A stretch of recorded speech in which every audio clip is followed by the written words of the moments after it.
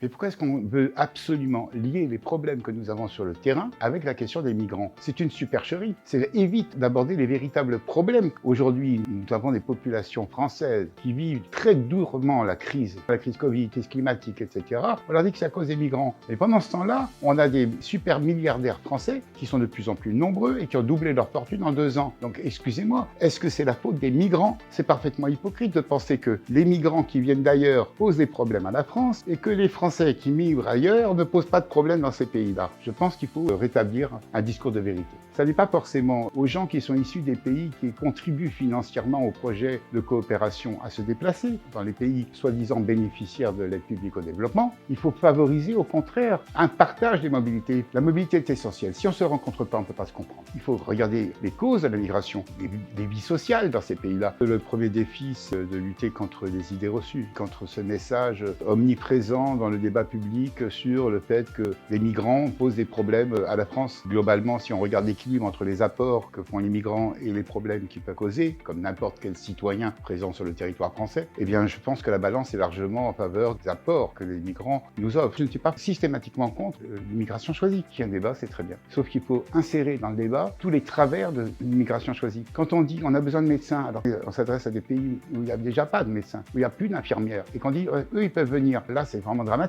Il faut voir tous les facteurs humains de cela. On a besoin de gens dans la restauration aujourd'hui. D'accord? Qu'est-ce qu'on va leur proposer de venir? S'entasser dans des appartements où on n'a pas véritablement le droit au logement? Peut-être qu'il faut effectivement un mécanisme de contrôle sur les mobilités. La question, elle est trouver un système qui s'écarte de l'arbitraire. Aujourd'hui, on dit ne présente pas de conditions suffisantes de retour au pays, etc. Donc c'est totalement arbitraire. Quand on dit on limite le nombre de visas, on peut dire nous ne voulons plus accueillir les gens qui ne présentent pas telles conditions. Ok, mais quand on dit on va diviser par 2 le nombre de visas, on dit simplement qu'on va doubler l'arbitraire. Donc ça n'est pas acceptable. Et puis en plus, cette question de visa, c'est aussi une question économique. Donc les gens payent très cher pour avoir un visa, et à la fin, on leur dit vous n'avez pas de visa, tant pis, on ne vous rembourse pas. Et il ne faut pas prendre nos pays partenaires pour des idiots. Ils le sentent, ça les humilie. Vous imaginez l'image de la France actuellement dans le Sahel? Elle est catastrophique. Parce que les gens se sentent humiliés, parce qu'ils se sentent dépossédés de leurs droits fondamentaux, dépossédés de leur dignité fondamentale. Vous voyez ce qui se passe en Méditerranée? Le drame, ce n'est pas des gens qui veulent traverser la Méditerranée. Ce sont des passeurs qui les mettent en danger. Vous favorisez tous les systèmes mafieux dès lors que vous mettez des interdictions et des barrières. Quand on refoule les migrants, quand on les repousse dans la neige au col de l'Échelle et qu'on fait qu'ils sortent de là avec des membres gelés. Donc tout cela, c'est inadmissible.